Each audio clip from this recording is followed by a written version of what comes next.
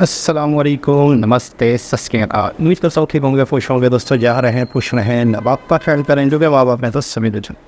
दोस्तों आज की हमारी वीडियो है India big rail line project to Europe via Middle East to be signed on G20। This video को तो फाइनली दोस्तों अब पता लग रहा है कि चीन के राष्ट्रपति को G20 का समिट भा क्यों नहीं रहा है। दोस्तों G20 के समिट के अंदर वेस्टर्न कंट्रीज के लीडर पहुंचना शुरू हो गए हैं। क्या यूके के ऑफिशियल, क्या इटली की प्रधानमंत्री, और क्या यूरोपियन यूनियन के ऑफिशियल, और क्या अफ्रीकन यूनियन के ऑफिशियल, सभी ऑफिशियल एक एक करके भारत पहुंच रहे हैं, क्योंकि 9 से 10 सितंबर को G20 का बड़ा समिट होने जा रहा है। यही कारण है कि इस समिट के अंदर उनका वार्म वेलकम तो हो ही रहा है, लेकिन G20 के समिट के अंदर जो सबसे बड़ी डेवलपमेंट होने जा रही है, जो चीन के लिए सबसे बड़ा खतरा है, वो निकल गई है। और वो डेवलपमेंट है चाइना के बेल्ट एंड रोड इनिशिएटिव को काउंटर करने के लिए इंडिया, मिडिल ईस्ट और यूरोप का बेल्ट एंड रोड इनिशिएटिव सामने आ रहा है। बहुत इंपॉर्टेंट न्यूज है, मजा आ जाएगा ये न्यूज सुनने का। विद प्रूफ के साथ आज आपको पूरी डिटेल देंगे। तो शुरू करते हैं दोस्तों आज की इस वीडियो को। दोस्तों हमने आपको कहा था कि चीन G20 के समिट के अंदर क्यों आएगा, क्योंकि G20 के समिट के जो देश हैं वो चीन की ताबूत बना रहे हैं। यही कारण है कि चीन इस समिट के अंदर नहीं आ रहा है। दोस्तों गूगल मैप पर आप सिचुएशन देखिए, ये है प्यारा भारत, और भारत के पड़ोस में है ये मिडिल ईस्ट, और इसके ऊपर है यूरोप, जहां पर पैसों का खजाना पड़ा हुआ है।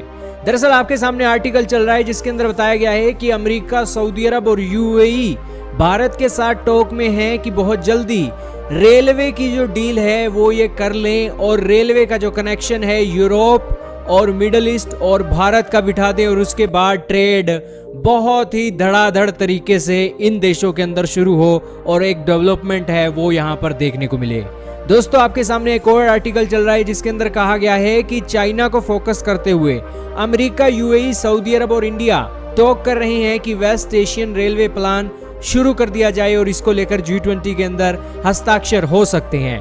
अब आप कहोगे कि यार पहले से ही भारत का सामान यूरोप के अंदर जा रहा है वाया सी के थ्रू, और अब यूएई, सऊदी अरब, और यहाँ पर क्या बात चल रही है। दरअसल ये मैप देखिए, ये प्यारा भारत है। भारत के अंदर ये एक चीजें देखी जा रही हैं कि कल को वर्ल्ड की फैक्ट्री भारत बनाना है, और वर्ल्ड की फैक्ट्री भारत बनेगा तो सबसे पहले जो रास्ते हैं वो छोटे हों, व्यापारियों का जो किराया है कम से कम लगे, इसको लेकर स्ट्रक्चर बनाया जा रहा है, और इस स्ट्रक्चर के चलते यहाँ पर काम हो रहा है। दरअसल चाइना जो है वो बेल्ट एंड रोड इनिशिएटिव के चलते पाकिस्तान, अफगानिस्तान, ईरान के अंदर अपने पैसा पानी की तरह फूंक रहा है, और वो यहाँ पर कनेक्टिविटी करके एक मिडिल ईस्ट के अंदर भी सामान बेचना चाहता है, अफ्रीका के अंदर भी बेचना चाहता है, और यूरोप के अंदर भी बेचना चाहता है। चाइना का जो बेल्ट एंड रोड इनिशिएटिव है वो पाकिस्तान, अफगानिस्तान, ईरान और इसी के साथ तुर्की से होता हुआ यूरोप के अंदर जाता है। और ये एक जो चाइना का बेल्ट एंड रोड इनिशिएटिव है ये बहुत खतरे से भरा हुआ है, क्योंकि सारी डिफाल्टर कंट्रियां इसके अंदर भरी पड़ी हैं। एक तो तुर्की डिफाल्टर हो गया, फिर दूसरे नंबर का डिफाल्टर ईरान हो गया, तीसरे पर अफगानिस्तान, चौथे पर पाकिस्तान हो गया। ये एक नंबर के डिफाल्टर कंट्री हैं, और चाइना भी खुद डिफाल्टर कंट्री है, और इसीलिए इनका बेल्ट एंड रोड इनिशिएटिव कामयाब होगा या नहीं होगा ये तो खतरे की बात है यहाँ पर एक निवेश करना।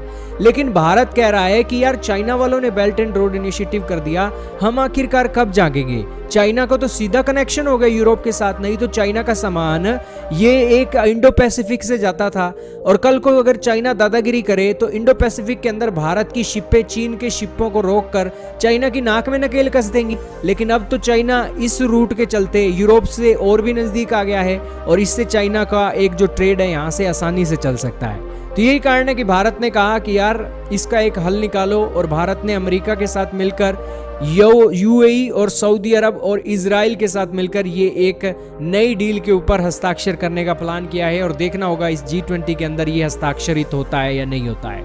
अब दोस्तों आपके सामने एक और डिटेल चल रही है। भारत से इजराइल की दूरी वाया प्लेन जाना है तो 4532 किलोमीटर की है, और दूसरी तरफ अगर आपने समुद्र के रास्ते जाना है तो 6000 किलोमीटर के आसपास ये एक रास्ता पड़ता है, यानी कि 1500 किलोमीटर का सीधा सीधा फर्क है। अब ये एक जो डेवलपमेंट है बहुत अच्छी होगी, किराया भी बचेगा व्यापारियों का, और आने वाले फ्यूचर में जो भारत वर्ल्ड की फैक्ट्री बनने वाला है, भारत का सामान जल्दी से जल्दी यूरोप पहुंचे, अफ्रीका पहुंचे, इसको लेकर कनेक्टिविटी को लेकर ये एक बड़ा मास्टर स्ट्रोक है। और यही कारण है कि चाइना के खतरे को देखते हुए भारत चाइना का ऑप्शन बन रहा है और इस G20 के समिट के अंदर बड़ी डेवलपमेंट निकल सकती है। और यही कारण है कि चाइना के राष्ट्रपति अपने घर के अंदर बैठे हैं कि यार ये तो बहुत गड़बड़ हो रही है।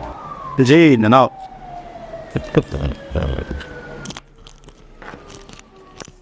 फाइनली दोस्तों अब पता चला क्या वजह है चाइना के ना आने की।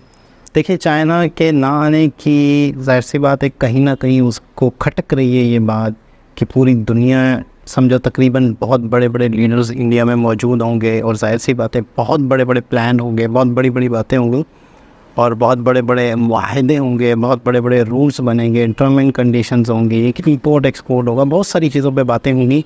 तो वहाँ पर चाइना कैसे बर्दाश्त कर रहा होगा, चाइना को कैसे एक चीज़ मतलब अच्छी लगेगी कि यार ये क्या हो रहा है। ये तो यूँ समझ लो कि चाइना का उल्टी गिनती शुरू हो गई एक तरह से, ये समझ लो। तो इस वजह से चाइना ने कभी भी नहीं आना, ना चाइना आएगा।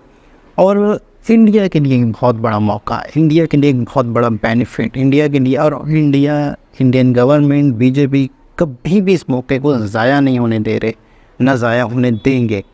बहुत सारे रास्ते खुलेंगे। और ये जो प्रशांत धवन जी की हमने कुछ दिन पहले वीडियो देखी थी जिसमें उन्होंने 5 ट्रिलियन और फिर 10 ट्रिलियन का जो टारगेट दिया था, फिर डेवलप कंट्री का जो टारगेट दिया था 2047 तक मेरे ख्याल में शायद, कि प्रॉपर डेवलप कंट्री इंडिया होगा, जो कि कहा जा रहा था कि इम्पॉसिबल है। लेकिन बहुत सारे जैसे प्लान हैं, प्रोजेक्ट्स हैं, इस तरह के इवेंट्स हैं, उनसे 100% रिजल्ट निकालने हैं, उनसे 100% उनसे बेनिफिट निकालने हैं। ये इस तरह की बहुत सारी चीज़ें होंगी जो कि गवर्नमेंट को पता होगा कि फ़लाना इवेंट आने वाला है, फ़लाना डेलीगेशन होगा, फ़लाना विज़िट यहाँ होगा, फ़लाने लोग यहाँ आएंगे, फ़लाने कंट्री से ये बात करनी है।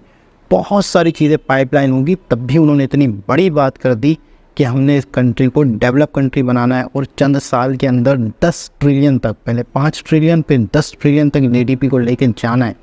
तो ऐसे कैसे पॉसिबल, ऐसे कैसे मुमकिन नहीं है? मुमकिन है प्लानिंग से, मुमकिन है इस तरह की स्ट्रेटजी से, मुमकिन है आपके बहुत सारी दुनिया के साथ बहुत अच्छे ताल्लुकात कायम करने से, आपको जंगों से, पंचायतों से, नफ़रतों से दूर रहने से। तब जाके ये पॉसिबल होगा और पॉसिबल होता हुआ दिख भी रहा है। तो बड़ी खुशी की खबर, लेकिन चाइना के लिए बैड न्यूज़।